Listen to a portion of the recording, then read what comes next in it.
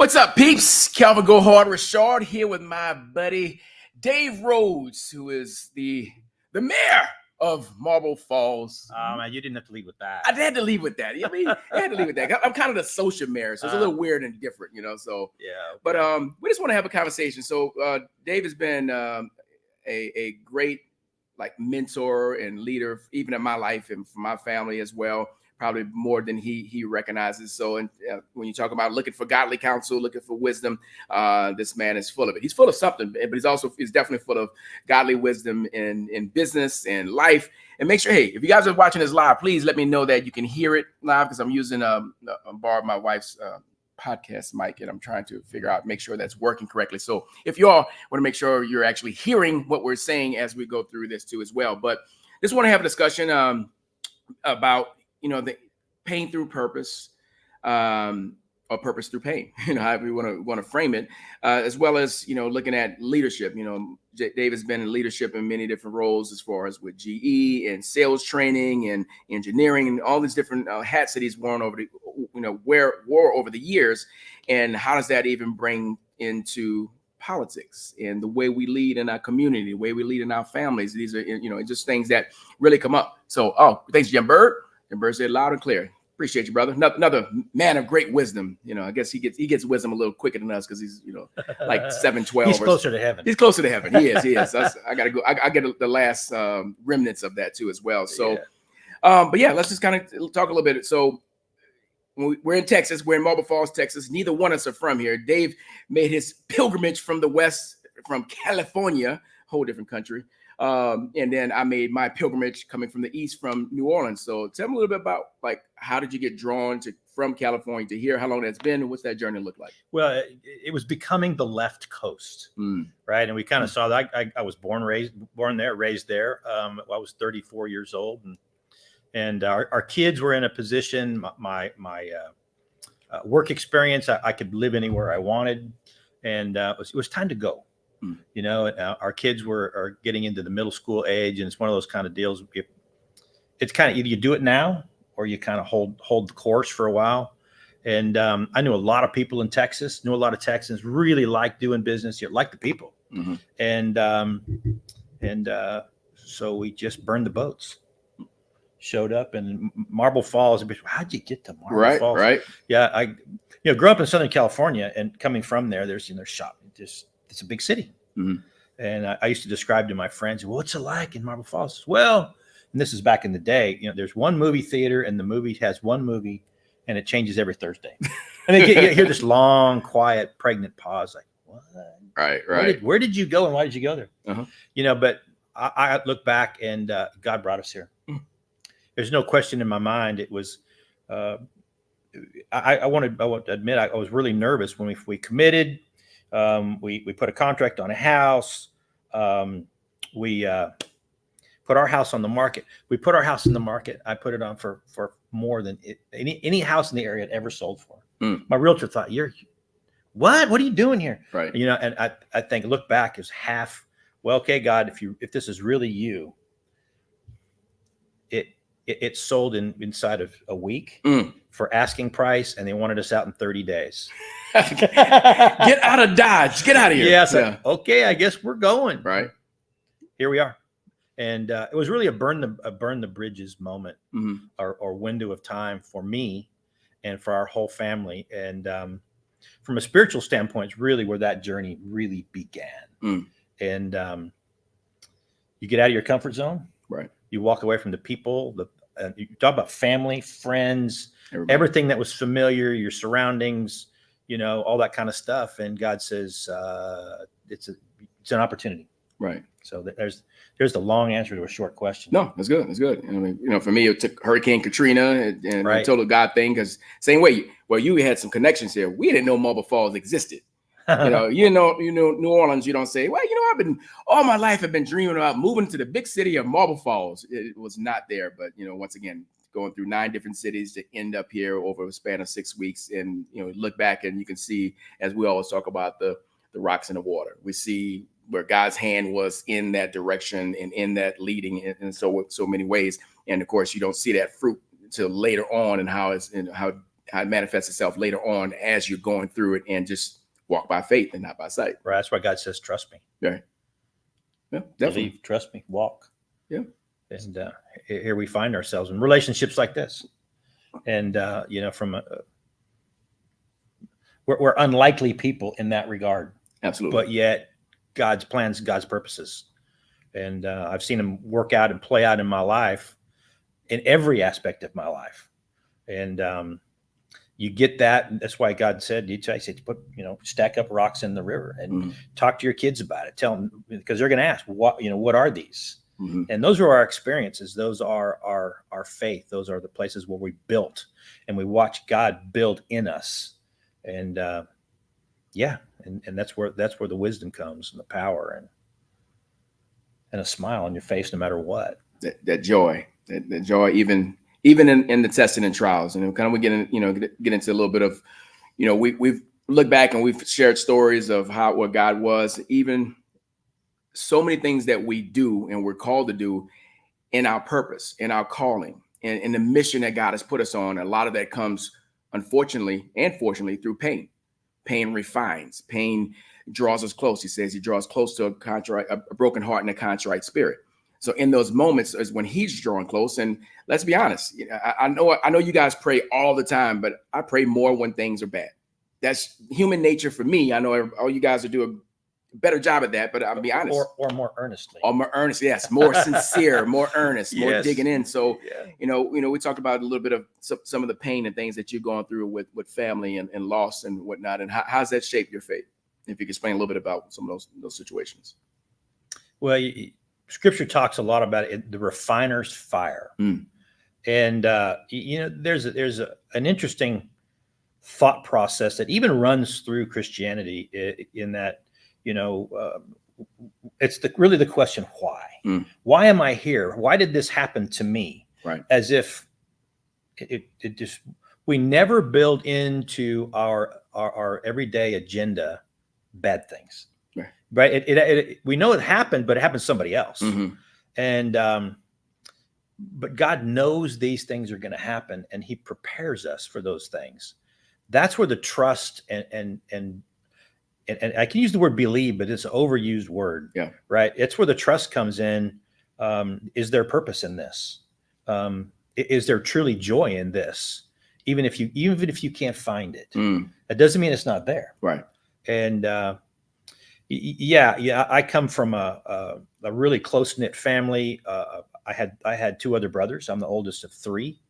And there was a time when, those kind of things happen to other people. You go to other people's funerals. Yes. Right. And those kind of things. And over the course of 5 years, just inside of 5 years, I lost my dad and both my brothers. And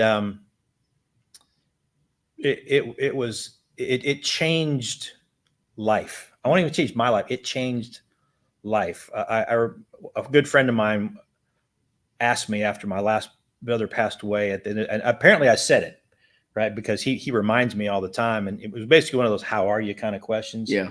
And I said, life's just never going to be the same.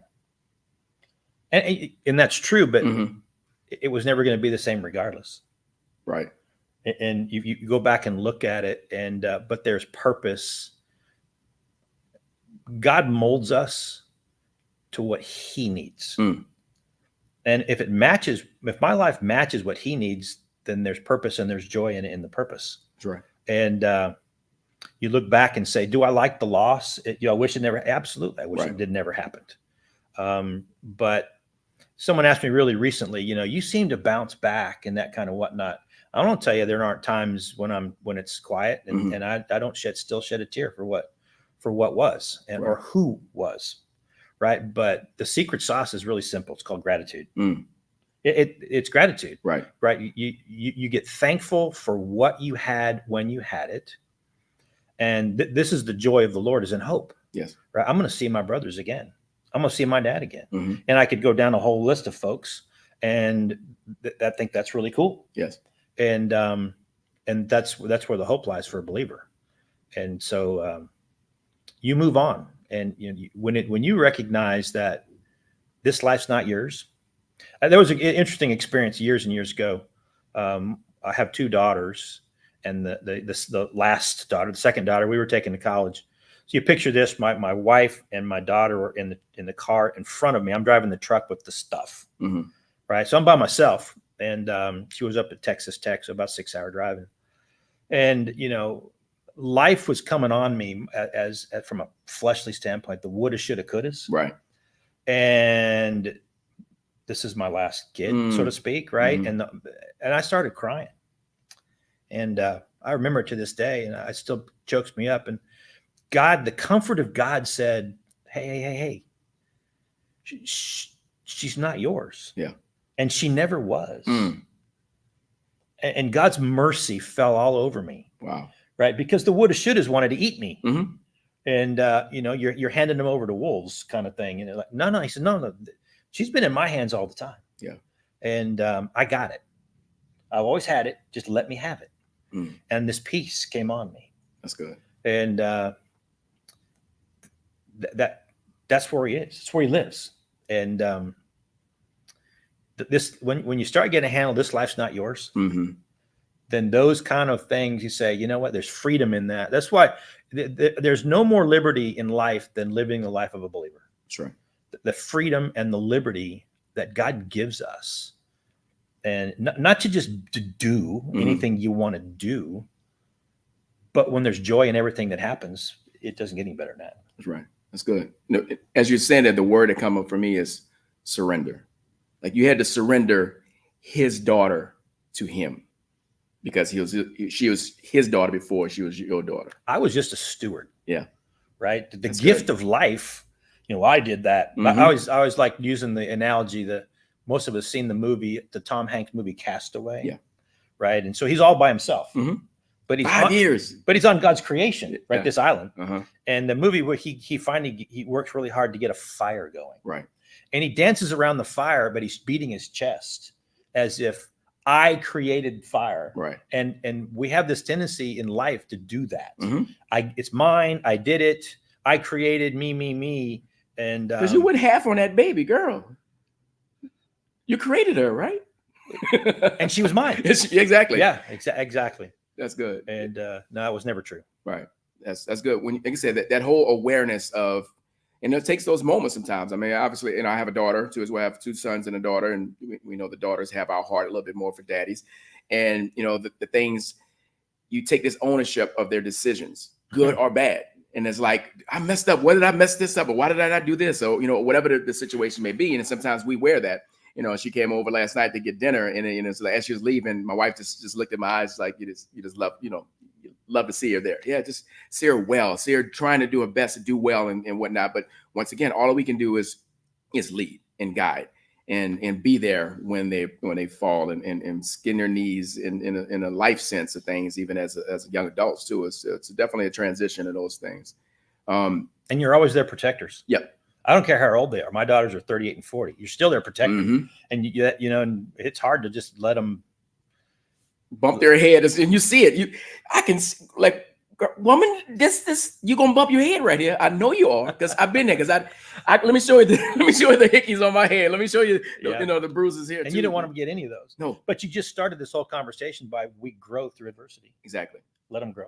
Let them grow. And yeah, sometimes those scars are the things that help them grow.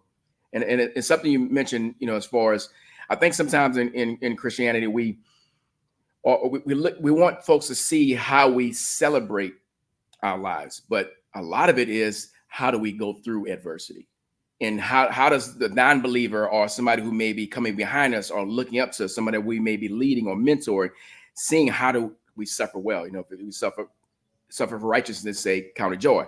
So how's that joy shown in our life? When we go through the suffering, going through the hardships, and as you said, you seem like you bounce back, because it's not in my own. It's in his powers and his strength, because I have surrendered that particular thing. And so sometimes it really is like, people need to see how we go through lawfully, how we go through that particular situation. And it is, how can you suffer well? How can you endure hardships or hardness as a good soldier of Christ? And those are the things that's part of having the fruit of the Spirit, all those things that come about. And so folks watching how you go through loss and how you deal with things, same thing with us, how you go through Hurricane Katrina loss, how you go through leaving in a toxic church, how do you go through that and still honor God with your life. And I think that's part of leadership. A lot of it is, as they say, caught, not taught. So two areas that I think both of us, we've been able to, in many ways in business, is being able to glorify God in the way that we operate business. So let me grab on to something you said, that you used the word "you" several times in that last conversation. And yeah, we got to do it. Yes. Right. I mean, we it's our life to live. It's our choices to make. Mm-hmm. However, I think a lot of us have walked away. Let me rephrase that. A lot of us have the takeaway, and I call it in our conservative Christian upbringings, which is probably most of us. One is most of us got introduced to religion. Yes. We didn't get introduced necessarily to the relationship. Yeah. So that's one key piece of the puzzle. You said the fruits of the Spirit. So Galatians 5:22 and 23 are really, they're a barometer for me. But am I always patient? Am I always kind? Am I always gentle? Am I self-controlled? Am I faithful? Et cetera. The answer is no. Mm-hmm. Am I better today than I was yesterday? But still, we walk away. We have this real tendency, this human DNA that says it's a do. Yeah. The reality is you can't. Yep. When you realize that you're broken, and it's only through Jesus Christ that we are Humpty Dumpty can get put back together again, right? But I can't do it. So when you put down the I have to do and be better and whatnot, you will wear your butt out. That's right. And a lot of people get resentful, and I don't blame them, right? With the do thing. John, in the book of John, spells it out very well in chapters 14, 15, and 16. Life through the Spirit. We leave that out. We were never meant to do it at all because we can't. That's why Jesus said, I'm going to give you the helper. You need this. Yes. And greater things will you do because I'm giving you the helper. Right. He never said, you're going to do this on your own. I'm leaving you and have a good time. Right. Good luck. Right. We walk away with so many dues. We wear ourselves out. I know I did. Yeah. Right. And I think, the more dues I get, the better I am, or more importantly, the better you're going to think I am. Yes. Yeah. The accolades. I'm going to come to church every Sunday with a smile on my face, no matter what happens. And I'm not really going to tell you the truth. How are you? Yeah. Doing fine. Absolutely. Doing fine. Great. And most of us, let's just lie. As what as our friends say, if I was any better, I couldn't stand it. But it says it all the time. But it is. We put on. I didn't understand so much that term, tears of a clown. Heard a song, Smokey. Heard a song all the time, but never understood it until we lost a mutual friend. Would actually thrust me more into working with men at the level that I do. Because, he's no longer with us.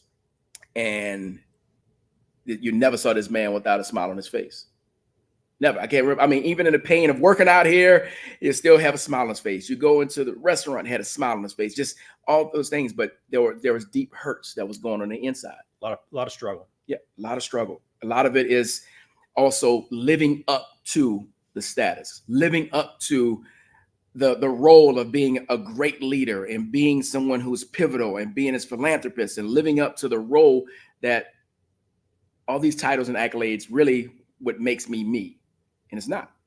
It's who I am as a core individual, who I am in Christ that comes in that identity. But that identity gets stripped away or fought against in so many different ways because we have to put on that facade, put on that smile because I'm supposed to do this. Our pride ruins us. I remember many years ago, God was really working on me in my pride. It was awful. It was painful. It was a struggle. And I laugh about it today. I remember it was one of those mornings. It was church, right? It was traditional church, and I just needed to go to the altar, right? And you just, the traditional Baptist church, the guy who goes to the altar, man, that dude's having a lot of problems. Right. And I just went, and I laugh at myself today. I was telling God, I said, okay, I get it. I was defining humility for myself. Right. Because I could always find somebody worse. That makes me better. And that kind of conversation with myself and with the Lord.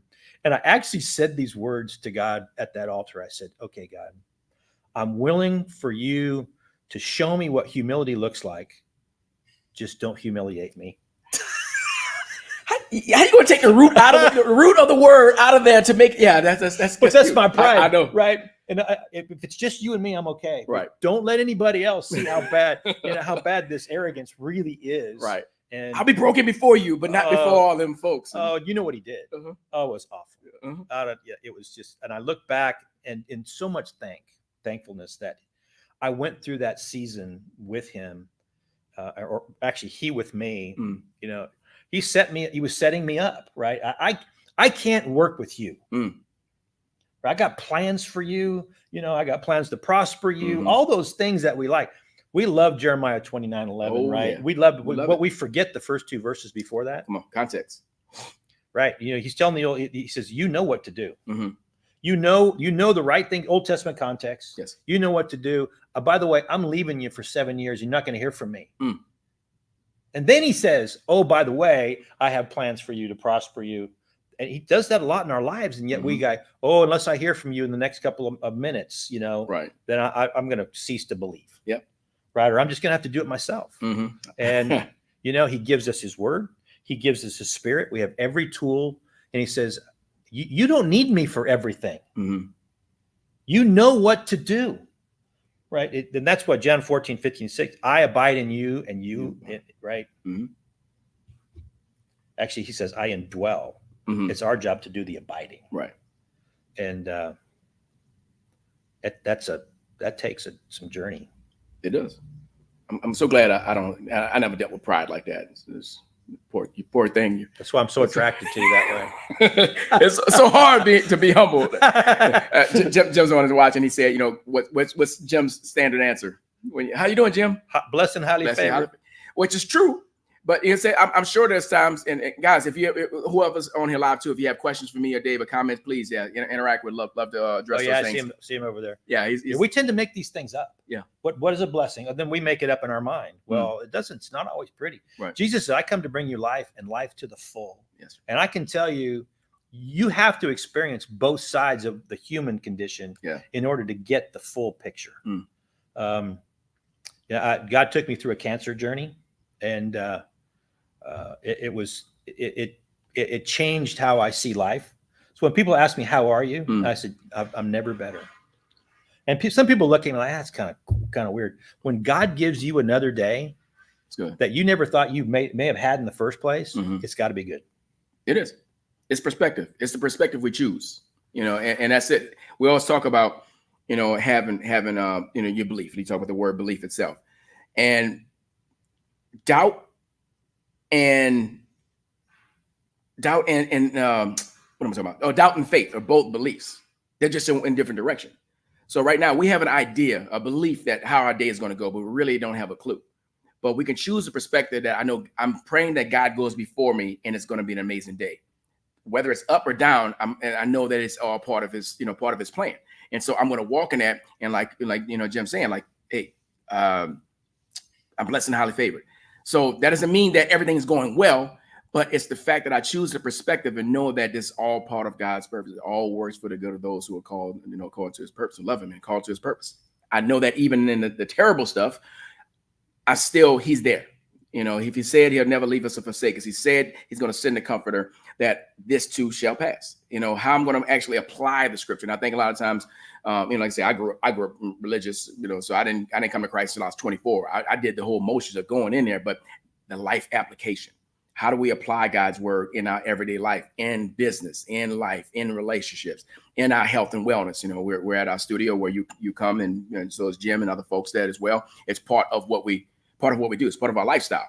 And so, kind of and going from that, I was kind of going a little bit earlier of that. One thing that I think we both are intentional with how we operate in business. How do we operate in the platforms?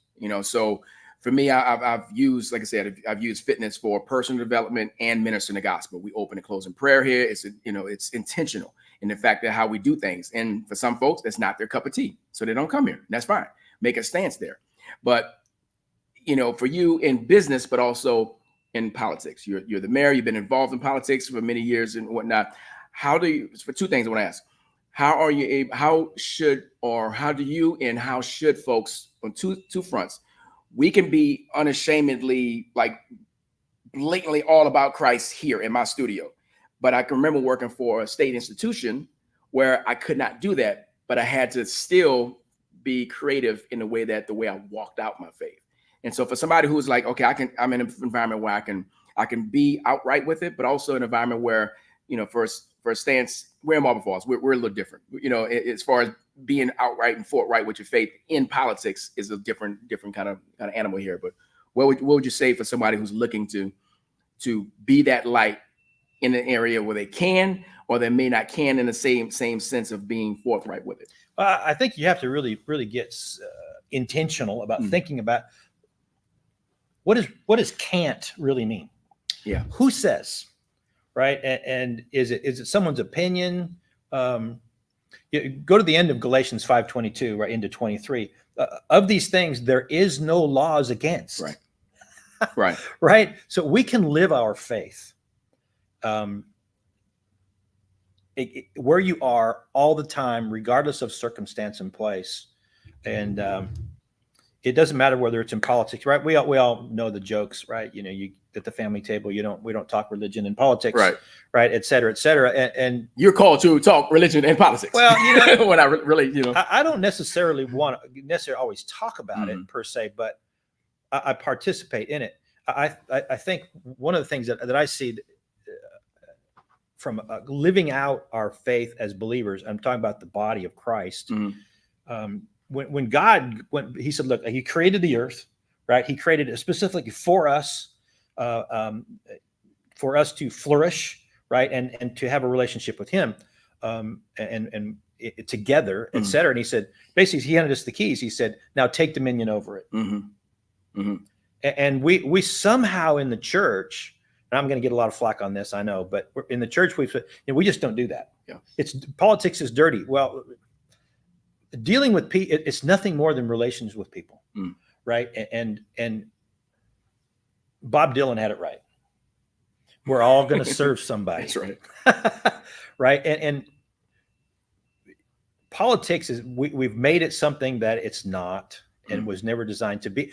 From a United States constitutional representative form of government point of view, right? We're called to be public servants. Yes. Yeah. And so how better can I live out? Jesus said, if you want to lead, serve. That's obviously it melted down, right? If you want to lead, serve. And what better place than to serve in a position of governance, but from a position, what would God have me to do here? Yeah. How would God have me to interact and interface with these people? How would God have me to inject, not throw scripture out all the time, et cetera, but be godly, right? And the restraint there is, you think you have power, and so if you use it and abuse it, right? The power never came from me. That's right.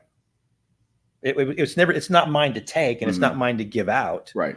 And so if you want to call it power, so be it. But you know, my daddy owns the cattle on 1,000 hills. Right. So, and he made the whole place and everything in it and everybody in it. And if my responsibility as a believer is to live by the Spirit and through the Spirit, that means I'm going to see the world and people through his eyes and not mine. When someone's angry and someone's frustrated and someone's upset, what's behind it? Yes. I so wish I would have had this point of view when I was raising my kids. It's one of my regrets. Even though I was a believer, I was a Christian, whatnot, you know, I reacted too many times instead of responded. And God's grace covers all. You know, I look at my kids, they're wonderful. I say turned out. We're not done. None of us are done, but they're doing great. They're believers. They live for the Lord. They're raising godly families. I'm so proud of them, and I'm not going to take any credit. Well, say with them, like you said, that word comes up again, even in a position in politics, is, am I being a good steward? It's not a place of necessarily of power. It's a place of positioning that God has allowed, and being a good steward of that position where he is glorified and his work is working through you without having to say Jesus. Somebody should be able to say, there's something different about how Dave does politics. I hope so. Yeah. I really hope so. And in the short, I didn't set out to be the mayor. Right. You know, I had been in city council for many, many years, and I'm 63. Young man. Yeah, I am, and enjoying life, and God's blessed me and my wife beyond measure. And I was getting ready to enjoy the fruits of a lot of that, and God said, "I got something else I want you to do." Yeah, and it was literally one of those 2:30 in the morning kind of deal. Wake up, and God and I had a little wrestling match. Well, I lost, and he's undefeated and no. Yeah, you kind of know that my hips still hurt. Your hips still hurt. Yeah, all that kind of reference, all that kind of stuff. So, but no, when you are where God wants you to be, and you know it, you see Him go in front all the time, and you just put a smile on your face, and just so you walk around. Doesn't matter the circumstance. You have to realize too, you have an enemy. That's right, and the enemy's not people, right? You have an enemy that wants you to compromise. That wants to put conundrums in your way that are beyond your human capacity. Right. Well, if you have God on your side, there's nothing beyond your capacity. Absolutely. And if He's with you, who could be against you? So you just have to know where to go get it. I was in sales most of my life, right? Or in some facet of it. And somehow people think that salespeople, you have to have all the answers. It's kind of like your Christianity. I can't witness to people. I don't know the Bible for upside backwards. Yeah. Well, that's a bunch of hogwash. The question is, do you know where to go get the answer? It's pretty simple. Google it. In these days, you can Google it if you need to. It gets pretty simple now, right? It is. Yeah, it's a little different day and age. But, management is no different in whether it's mayoring or so to speak, or in business. It's a people business. Absolutely. And God's in the people business. And if I'm His and they're His, then what better? He's the CEO, right? Right. And you mentioned it. That's actually what Jim said here. When I say it reminds me of the relationship and the status, regardless of the feelings. Like we're talking about the relationship itself. So yeah, that word comes up. It's a relationship with God. It's a relationship with the people in the area itself. And Mr. Jason Jewett, one of our public servants here in our area here, says so great to have a government leader who puts God first. So. Thank you, Jason. It is true. Thank you, Jason. It is true. I work hard at it. I'd like to say that I don't fail as many times as I succeed, but I do drop the ball now and then and have to pick up the pieces. God's grace is so amazing. There, so much comes out of cleaning up a mess. Yeah. Even if it's a mess I made, walking in with your hat in hand and saying, I'm sorry. And it's amazing how that does with people's heart, because it's just not done anymore. Right. I'm going to stand my ground. Yeah, I may have been a jerk, but doggone it, I was justified. Right. And you deserved it. And hogwash, Yeah. It's, I mentioned that the other day, the human capacity to reason something away or reason it in your favor is scary. I have said for so many years, the human mind is at its absolute best when I'm trying to rationalize and justify something. It's just amazing. People will work harder to be right than not to be wrong. They will fight to the death. And I know, because I'm that guy. Yeah. Oh yeah. I want to debate to win, and that's even my upbringing is also I'm going to win the argument. And so that was so humiliating. Like I don't. And my wife said this before, and I always follow it too as well. It's what I follow it. I want to follow it. Is I don't want to be right. I want to get it right. Well, think about the culture that most of us all have grown up in here, really in the Western culture, right? Winning is a virtue. Right. And if you win, sometimes we even overlook how you won. Well, that's dangerous. Yeah. And that's kind of where we are in a lot of ways, in business, in government, in sports, in so many facets of our life. We've walked away from, did you get there with integrity? Did you get there without stepping on everybody's, along the way? Right. And because the means always justifies the end. Oh, I can't tell you that I haven't been there, because I have. Right. And looking back, when I moved to Texas, and you know, my friends were gone. We talked about all that, right? And you know, God said, okay, you know, now we have a chance to kind of a start over here. Yeah. Not that life was bad, right? But spiritually speaking, he said, no, you can do it your way again. You know how that goes, right? Right? Or you can try it my way. And he really had my attention. I said, okay, I'm wanting to get down this. One of the first things he asked me to do is those messes, those hurts, right? Those these actions where the means justified the end, right? Mostly in business, in my case. He said, now I want you to make that list. And I had that list. And we all know him. And he said, I want you to go back there and clean it up. I said, really? So, God, some of this is really old. They won't even remember. Right. That's not the point. It was a beginning of my humility journey. And there's a song that Todd at our church gave us a long, long time ago. And the title of it's Brokenness. And I still cry thinking about that song. And, you know, when you realize you wake up, you were born broken. You wake up broken. Then you know when you're broken and broken in a way you can't fix it, but he can. That's the beginning of completeness. That's good. And guys, we're good at this, right? We compartmentalize our lives. I got to work life.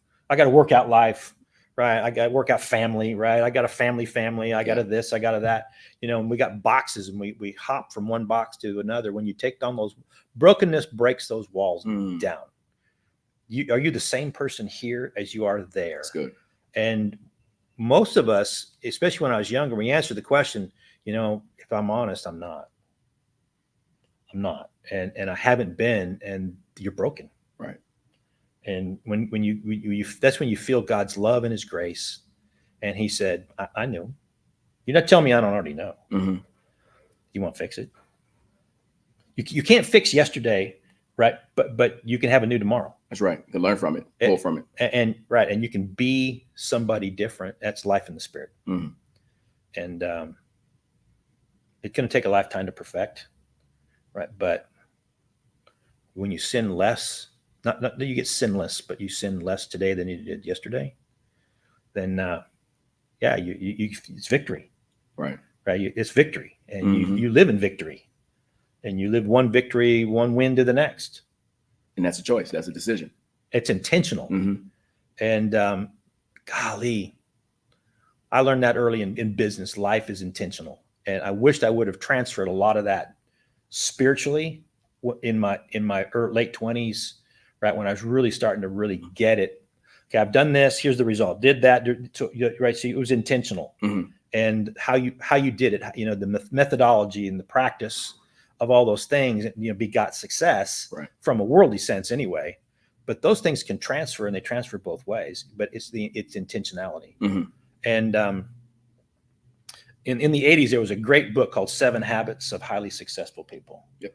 And still a bestseller. It's still a good seller, right? But it was brand new at the time, and everybody read it and then wowed upon it. And on page 101,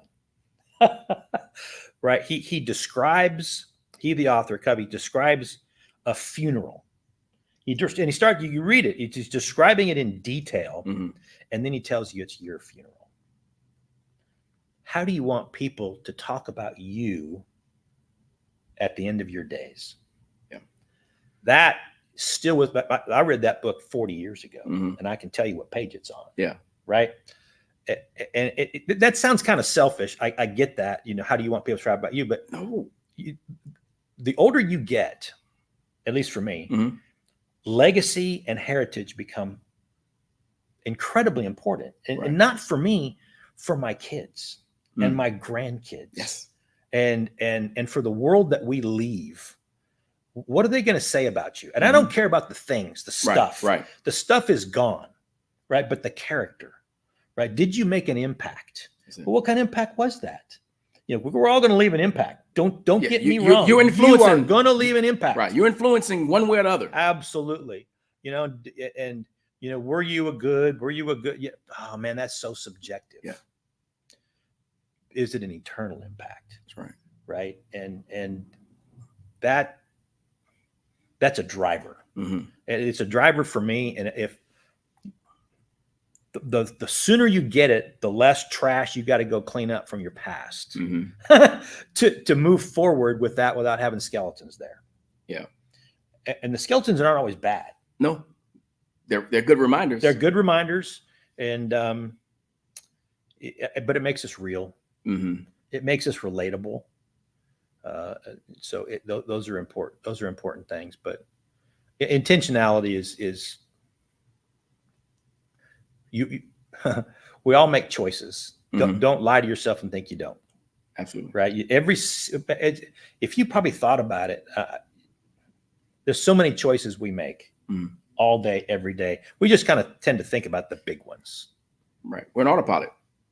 Oh, yeah. I think it said we have 60,000 thoughts a day, and I think it's 90% of those are the same as the one from the day before. You have to be so intentional to renew your mind, as far as where, if you want to be different, you have to be intentional with saying, okay, I need to renew this, because the same thoughts are coming up over and over again. Calvin here has a word or a theme that changes every month. And this one we're in is habit. Yep. At first, okay, habit. I got it. Okay, next. But that it resonated in that it stayed. And, and there are things even in my life at 63 that, all right, habits. Right. I got habits, and I got habits I don't like. Right. And I got habits that I've known for years that I need to break. Right. And I was talking to God about it. I said, and he was reminding me of these things that like I needed reminding. Mm-hmm. But we were talking about it in a different sense. He says, you've done some things. So, and it's crazy. It's simple things. It's not always these big things, right? But yet they play into your person. They're in the back of your mind. They're the woulda, shoulda, couldas. Mm-hmm. They're if onlys, those kind of things. And habits, right? If it's truly a habit, we do it so much, we don't even know we do it. Yeah. Mm-hmm. Right. It's not even intentional anymore. And I call them good sins, is right. If there is such a thing. Actually, my buddy Rick coined the phrase, and I continue to steal it. But habits, you do them enough, right? They're not habits anymore. They're something else, right? And eventually they become strongholds in your life. Yeah, it's identity. And a stronghold is something I can't fix. It's a spiritual problem. And that's where when you get to that point and you say, okay, I can't do this, then now victory can happen. That's good. Right. And I can't do this because you get so worn out with the dudes, you just quit. I'm going to start a diet. What's today? Today's Wednesday, right? Yeah. But I'm not going to do it till Monday. Yeah. So Monday. We're going to start on Monday. Yeah. Got too much going on. I'll start back when it's convenient. But and it's so funny you say that. If you can do it when life is hard and complicated and complex, then you can do it when it's easy. Because if you just wait till the easy season to come, because it's everything season. If you wait till everything lines up and the kids do this and they're a certain age and they do this, then I'm going to do it. What are you going to do when life hits back hard again? Because it will. Well, but that seems to be forcing. And if you live life intentionally, you start looking ahead. It's like, what is maturity? I got grandsons and a granddaughter. So you have these kids. So what does maturity look like? It's when we take responsibility. Yeah. Right. It's not about, it's when we start taking responsibility for ourselves, not, go clean your room, go brush your teeth, why are your shoes on the floor, all that that's not responsibility, right? When you got to be told all the time. Yeah. And so we got to get a grasp on those kind of things. But that said, when you move forward in life and you say, look, I'm going to make sure that my marriage is strong before my wife walks in the door and now we got to, she's finally done. Right. She, it's fed up, whatever it is. I'm not talking about the big D word per se, but something's got to change. Something's got to change. We tend to wait till we get there. Yeah. Right. You tend to wait till you get cancer to say, maybe I should take this health stuff serious. Yeah. And you wait, maybe, till you're broke. Maybe my finances, right. On and on and on. So that's not intentional. Mm-hmm. Right? That's react. Now you're having to respond to bad decisions. Yeah. And the older we get, the more mature we get, we should recognize. I always tease, right? I'm a mechanical dweeb by nature, and things need maintenance. Mm-hmm. Right? You don't keep air in your tires; they go flat. They wear out faster. Yeah. You don't change the oil in your car; it goes kaput. Mm-hmm. You know, on and we tend to take care of those things because they're quote capital investments. Yeah.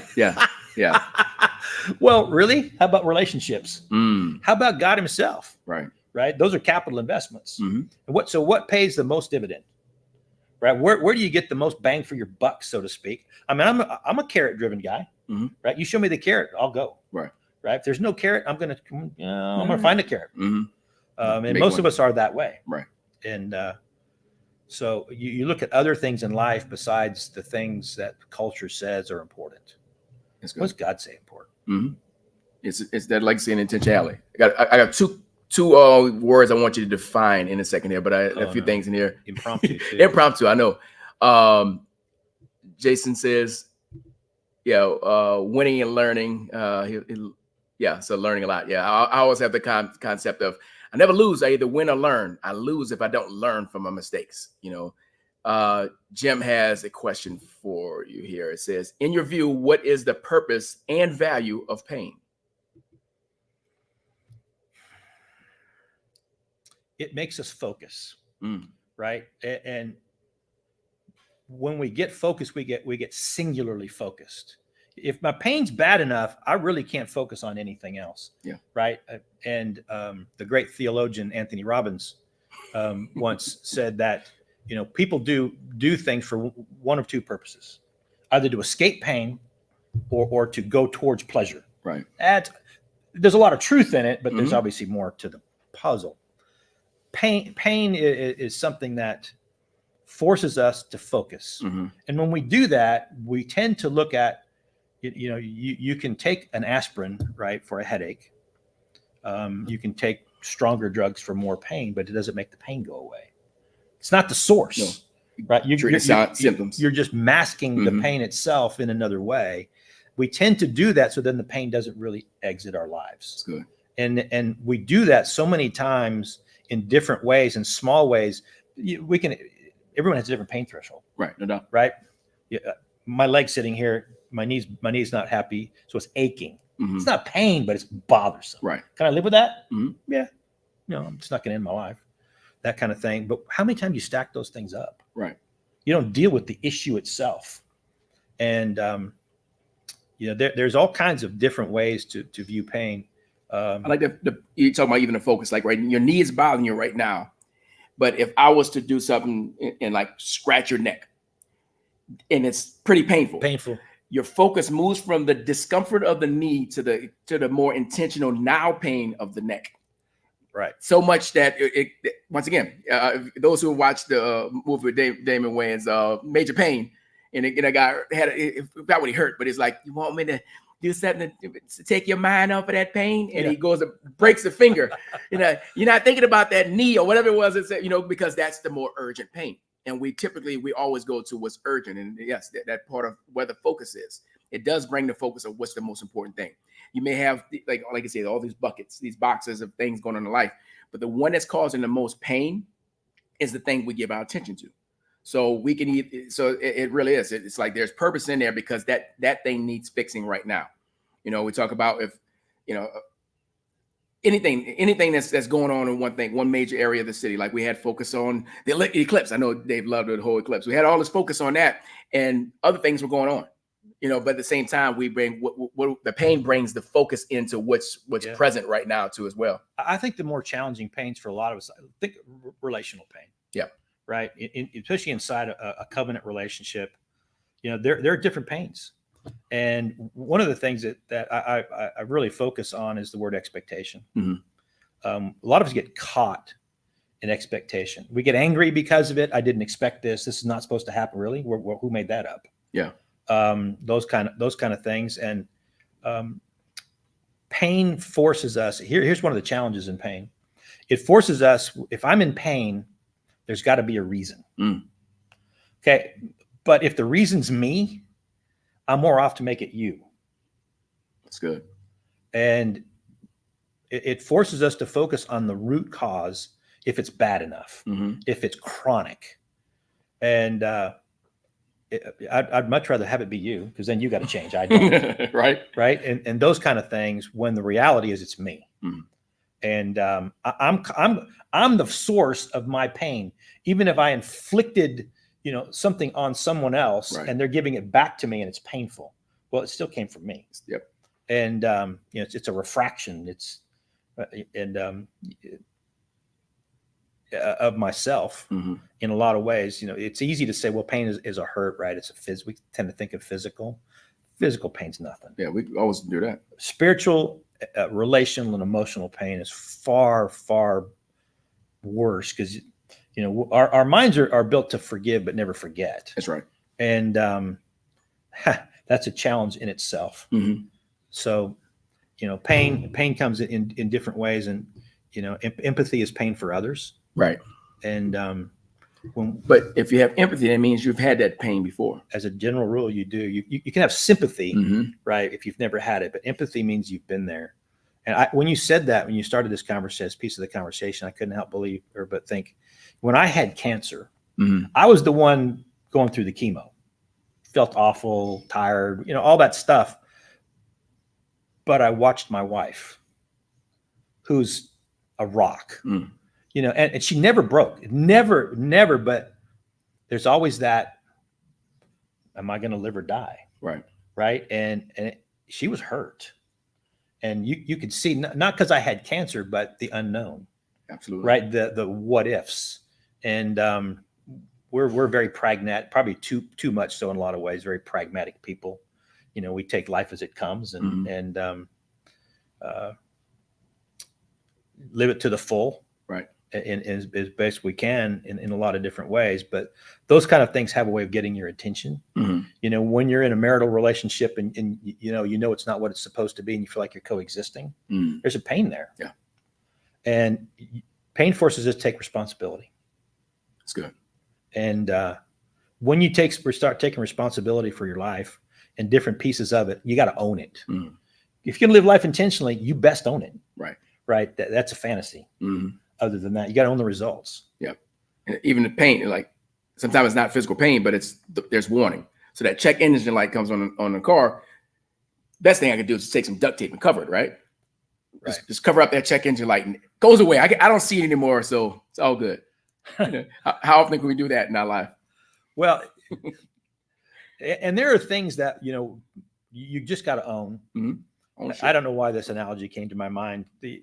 When I moved before, I loved riding dirt. I still do, off-road motorcycles, dirt bikes. And in California, we used to ride in the desert a lot. Yeah. There's of open land out there. And when I moved to Texas, all my buddies got together and put on a great big ride on my behalf, right? A going away party for that group. And I mean, there was a lot. I was 40 or 50 guys. There was a lot of fun for the weekend. And we were flying across the desert and coming out of a big wash. And there was a little bitty where I was sliding sideways, probably 60 plus miles an hour. And I noticed there was a lip there and I couldn't do anything about it. And I knew exactly what was coming. Yeah. And it pitched me off going, and I'm flying through the air face up. I knew I was going to land here eventually. And you're like, this is going to leave a mark. Yeah. Those are self-inflicted. You got to own. Yep. Right. But some of them are worth it too. Right? I got to admit, it's great. It's great stories. Yeah. That's why, chicks dig scars. It's all about the story. It is. Yeah. It's all that. And it's funny. I heard this from a guy, Alex Hermosi, big business guy and stuff, started off in fitness, but he's like, does a lot of business development. And he's in an interview, and a guy asked him, what lights you up? And his answer spoke to my soul so much. And he said, hard things worth doing. Yeah.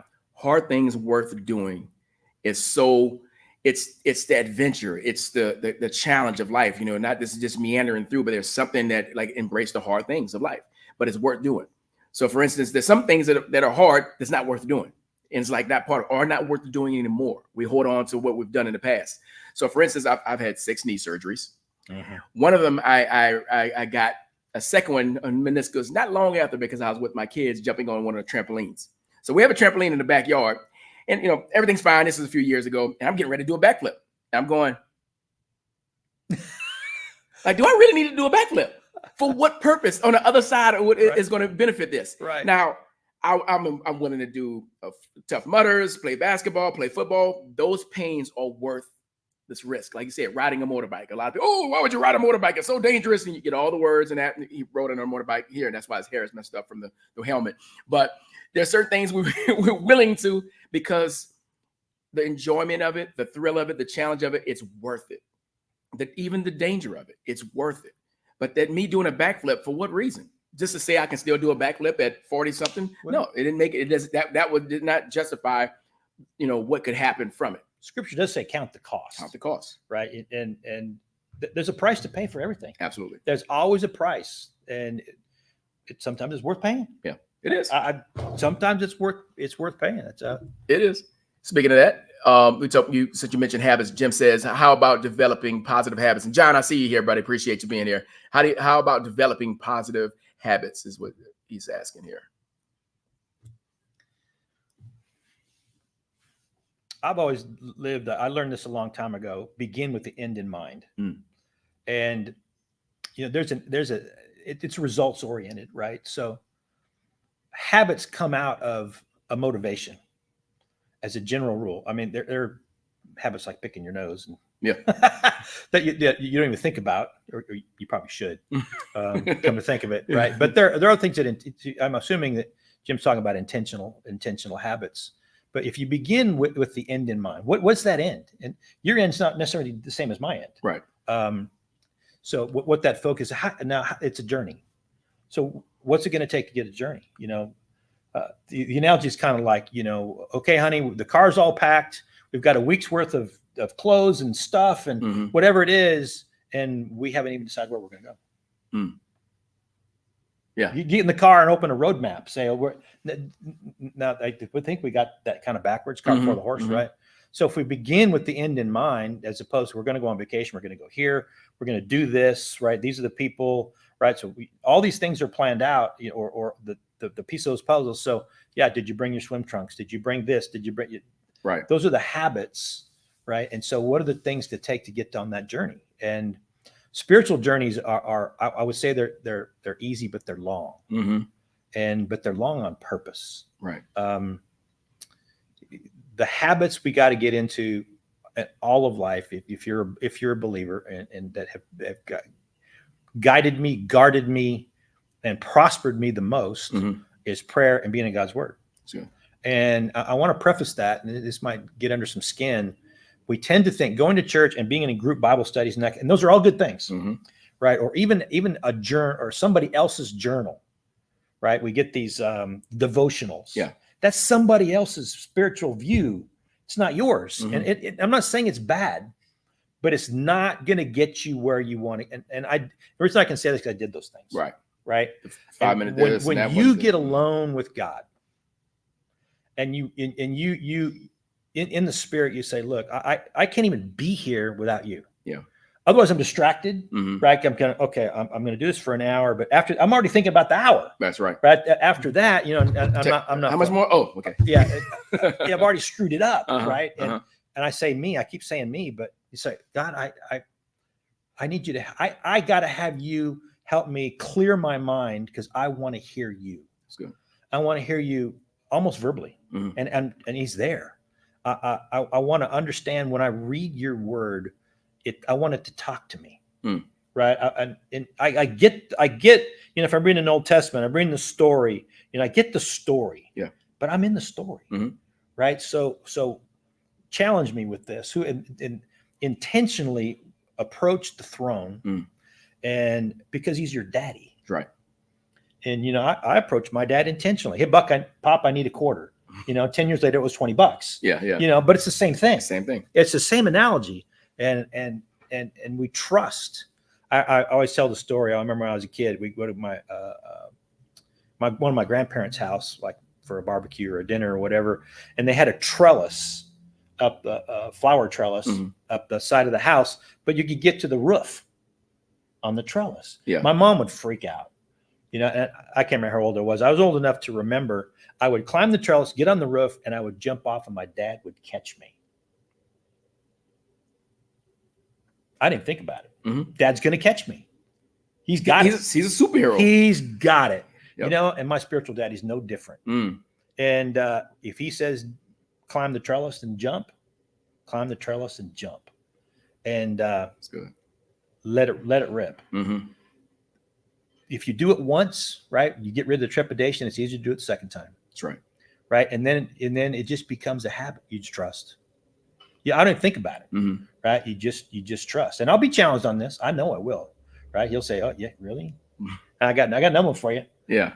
There's a great, I can't remember which one. I think it's Temple of Doom, I think.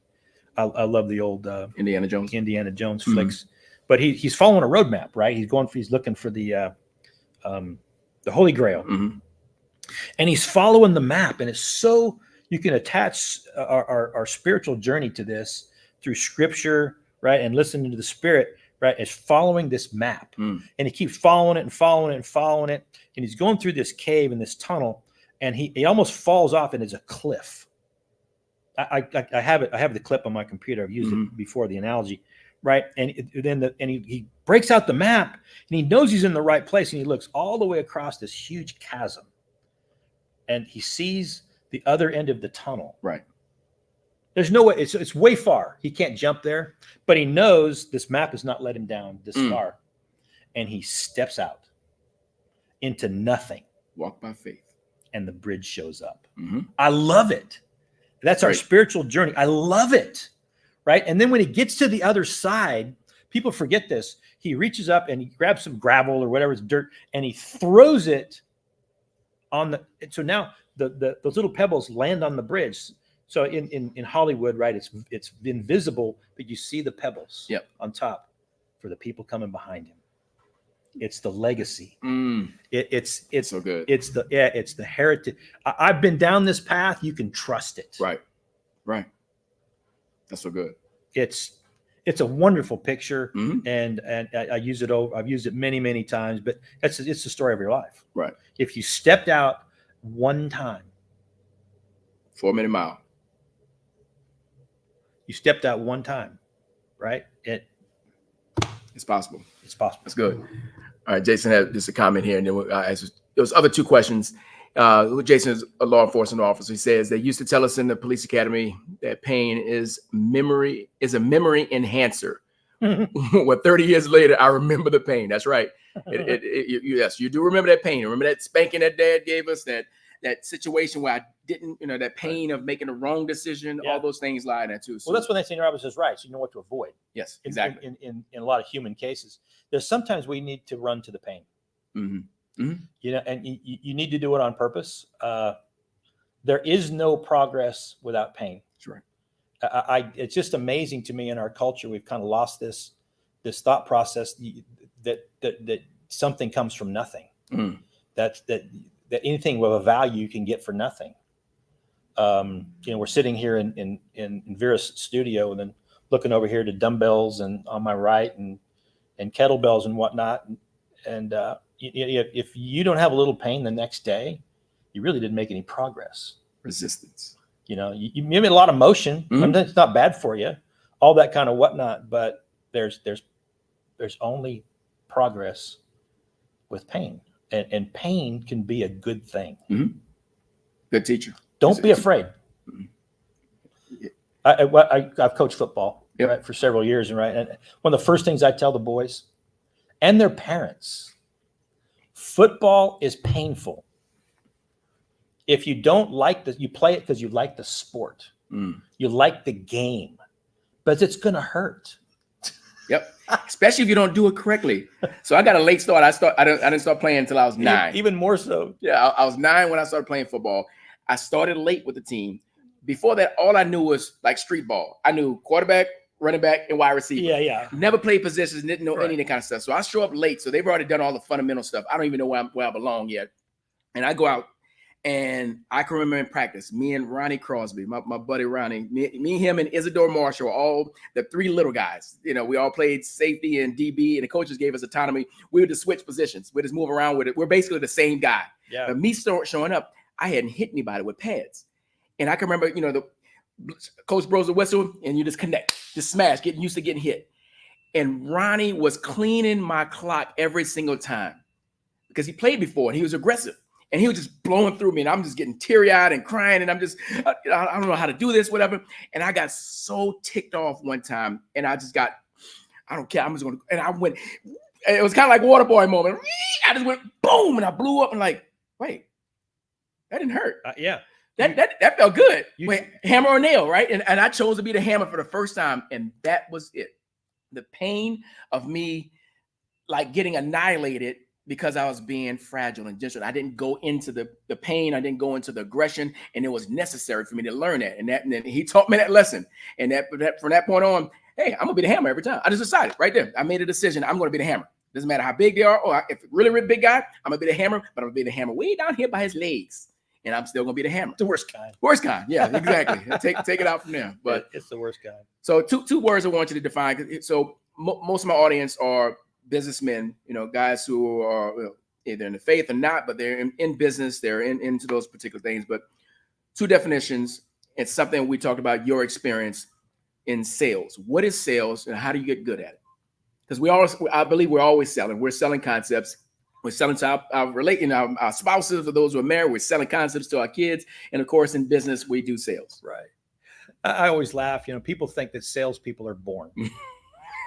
And no, they're developed. Yep. And I remember I got into sales and I was a mechanical guy and whatnot. And I went to the boss and said, I need to make more money. So the only people making money here are people who sell stuff. They produce results, right? And I got that really fast. And I said, my cocky little self, okay, great. And I came home and told my wife, I'm going to go into sales. And she about cried. I was shocked. I'm like, what's this about? All she could envision was like a used car salesman. Yep, that's it. That's all she could envision, and I'm like, I was so young. How do I answer this question? Anyway,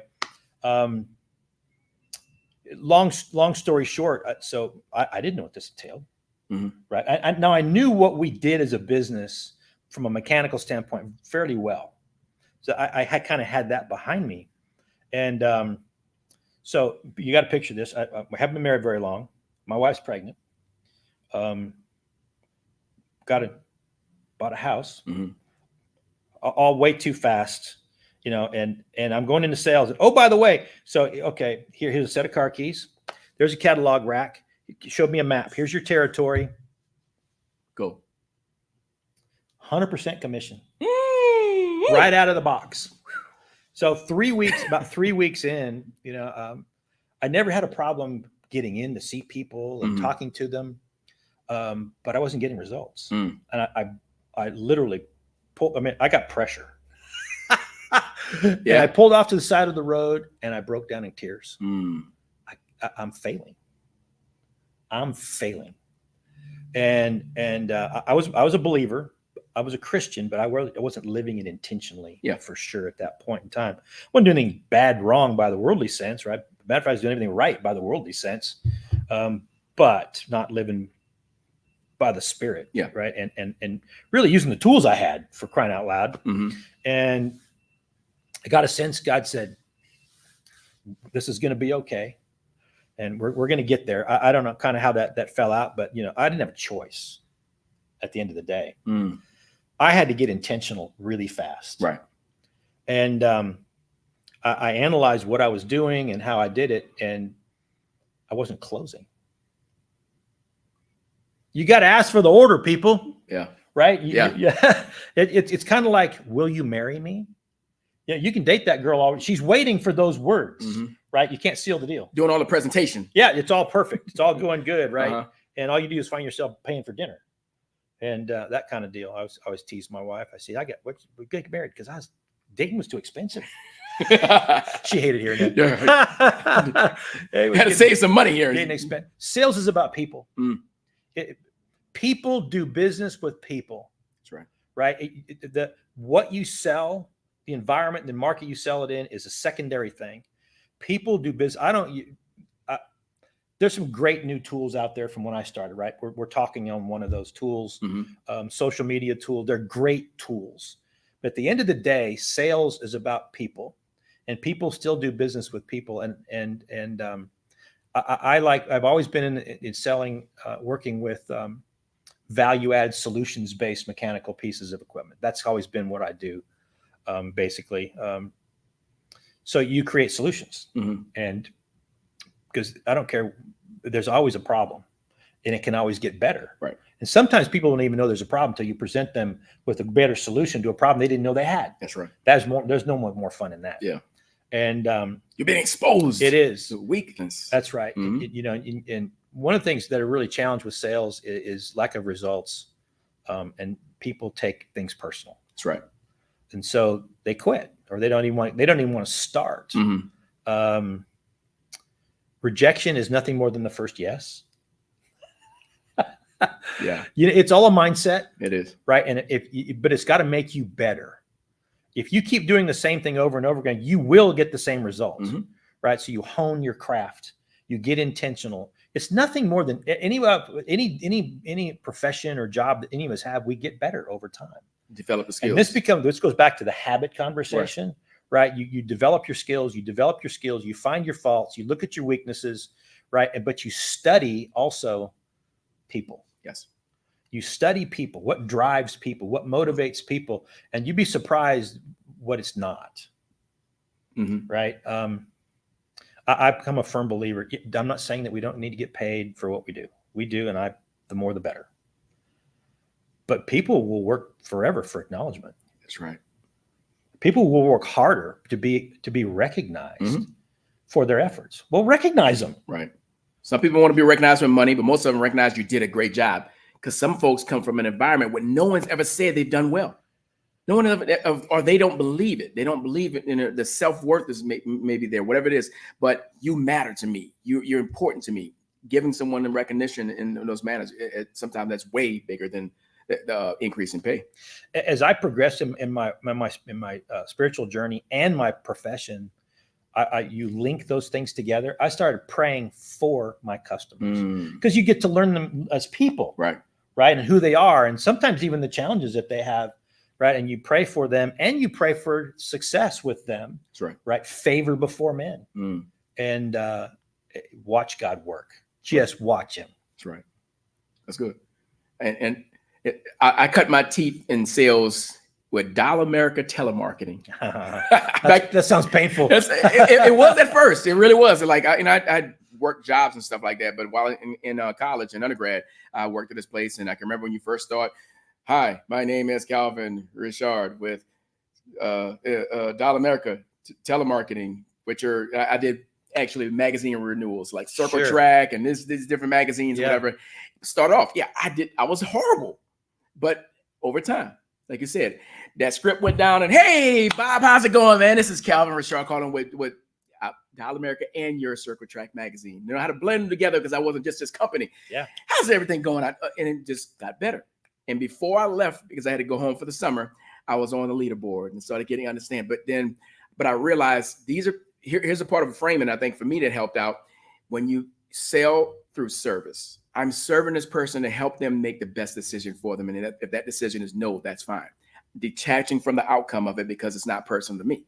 But the fact that I'm helping them make the great decision for them. This is something they've enjoyed in the magazine thing. They enjoyed it for some time. Do you want to continue to enjoy it? I just want to keep that going so you don't miss out on your issue. Yeah. And so, we have the used car salesman trying to take advantage of it. That's unfortunate. That's what we all hear and see or go to. And you have to overcome that. You do. You have to get past that. You have to become solutions. You be partners with people. You have to let them know that you are there. And you got to sometimes you got to tell them, look, you got to be honest. I think it's the first thing that people don't do, right? I don't know if this is going to work or not. We got a solution, or they got an issue, they need work, they brought you in to be help with, and like, be honest, I may have to experiment a little bit here, right? That might not be okay, but you better be honest, because it might not work. Right. There's some conundrums out there that's going to take some time to get the bugs ironed out, so to speak, and they need to be on board with you to do those kind of things. But it kind of leads into I had more fun in sales management. I love selling. Yeah. Right. I love the whole thing about it, and working with people in those solutions. But selling and in a Christian world and discipleship are similar things, right? And the easiest thing to do was to take them along with you, create successes. That's good. You create successes with people and for people, or for people and with people, depends on how it plays out. All of a sudden they go, oh, this is fun. This is possible. I get it. The exhilaration of a success, right? Of walking out, right? Order, solution solved, a phone call. Hey, can you come back? Help me with this and that. Those kind of things, off to the races. It's good. Good. And you actually, would you started leading to my last question. Jim said something really cool here. Said people don't want a mattress; they want a good night's sleep. You know, you're selling a solution, not selling a product. That's right, and that's really, really good in sales. You need to understand people. What is their motivator? Yeah. What do they do, right? And what's important to them? How do they get graded? How do they grade themselves? Right. How do I fit in that picture? Right. How can I help them go from a B+ to an A-? Yeah. Right. Can I fit into that solution? At a very young age, I got some very prestigious accounts in Southern California, which were all the oil refineries. You know, they were gold mines. Yeah. And I kind of lived there. But you find out each individual area and department, what is their responsibility? What do they got to do? What are the things what's the bottlenecks here, right? If things are breaking, what is it? What happens all the time? You know, where are the failure points? Right. Can I find a solution for these things? And when you start doing that, you become the go-to guy. Right. Good.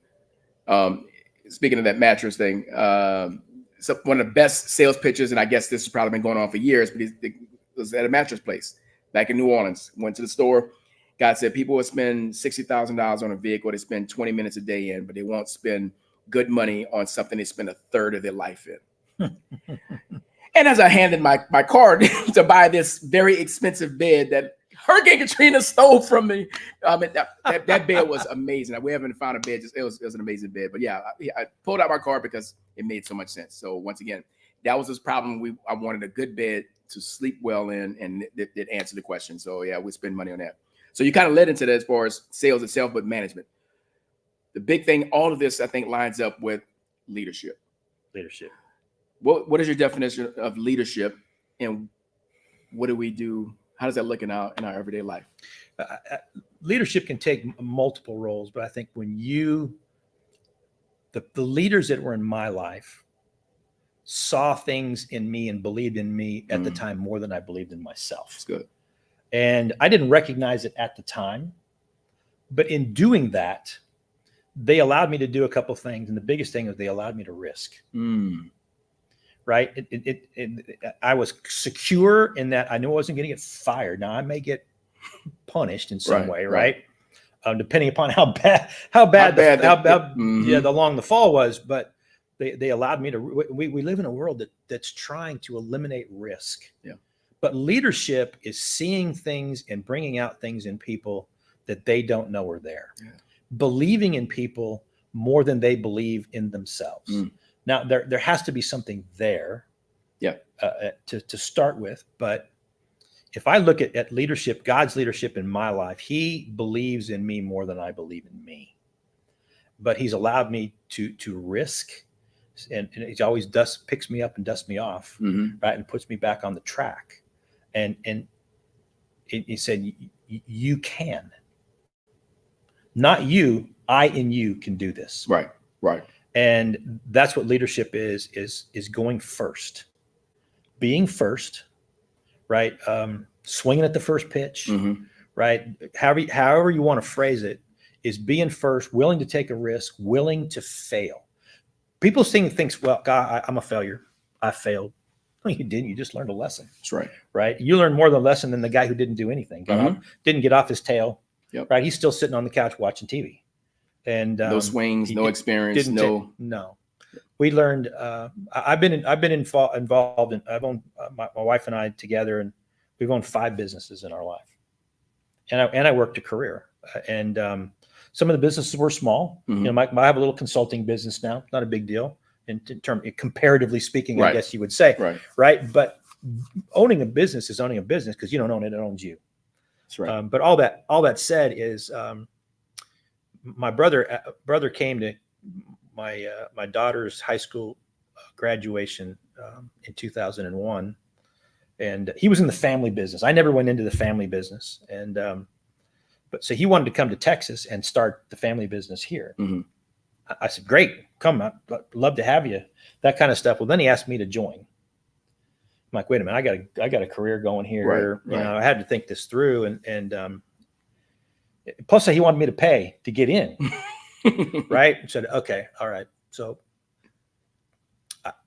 we went that route, and you learn a lot of things looking back. So I took a lot of what I'd learned in my previous almost 20 years of business, and he was 10 years younger than I was at the time. So we took a lot of those things, and my brother Dana who was my littlest brother at the time, hardworking dude. I mean, just a machine. And we worked together really. Let me rephrase that. We were both high A personalities. Yeah. So there's a lot of clashing going on, but for the right reasons. Yeah. And a lot of sharpening swords. Bottom line is this: we grew a business really fast. You know, we hit 8 figures pretty fast. Lot of looking back too fast. But all that said, we hit a bad window, and 2 things happened. One, it was his business. Okay. My intention was never to stay the long run. And he knew that, right? I said, I'll give you 10 years. And at 8 years, basically, he said, I got cancer, and it's bad, and it was. In 5 months, he was gone. So here I'm holding, and the business was. It was in the construction building industry. This was 2009. It was not a good time to be there, et cetera, et cetera. And I'd focused on him a little bit too long, and the business.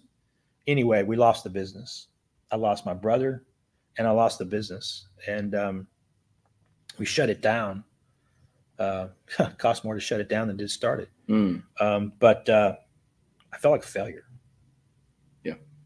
I felt like all I'd learned had amounted to what? Here I was 50 years old, and I'm starting over. And I mean, talk about life's expectations. And I felt like a failure. And but a really good friend of mine who goes to Verus here, D, he quoted a scripture. He said, you know, God told me to tell you this. He said, I'm going to restore what the locusts have eaten. It's good. I needed him to believe that for me at the time, because I couldn't. That's right. I couldn't see it. Now, God was gracious. My folks that I'd worked with before, they kept this whole 8 years. My brother and I were in business. When are you done? Right. When are you coming back? When are you done? Right. And that kind of thing. And it just happened to be my brother passed away in January, and late November, previous November, my really good friend, even to this day, working with, he said, okay, enough screwing around. I need you back here. Right. And so I explained what happened, and he says, I'll call you back. Right. And he did. And God gave me a place to land. Right. So I saw God's hand in it, but ram in the bush kind of. I didn't know how. I had to start over in a sense. My confidence was kind of was pained, and that I'd never experienced that in my life before. You know, money's temporary. You can always make more money, but you can't if you're broken to the point where your confidence is shot. That's good. And I was in a real trying spot, and I had to be honest with my friend Dave, and said, you know, I knew this job inside and out and loved it.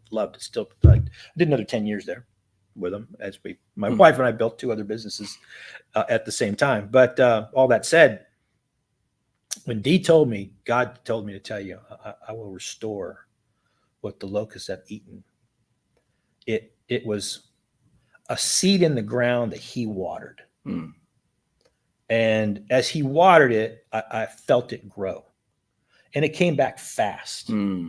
But I was still starting from nothing. Yeah. Or at least I thought I was. And, you know, you have this dream. I'm going to retire at 55, you know, but way back when you're 20 something, right? All that kind of stuff, you know, well, I'm 50. Well, that's out the window. And, I could tell you that was a journey in itself. I was 59 years old and I retired. And I'm still retired. And, from the retirement to me only means I don't have to anymore. Yeah, you know, exactly. That's all I mean. I don't ever plan on. I love working, not working. I like the challenge of working, etc. All those kind of things. But God will restore what the locusts have eaten. But you got to let Him do it. That's good. You got to be in the hospital bed for Him to do the healing. You started this by asking the question about leadership, right? When you let Him lead in your life, you will be a leader to others. That's good. And it's not always a picture that you think it's going to look like. But remember, God has no grandchildren.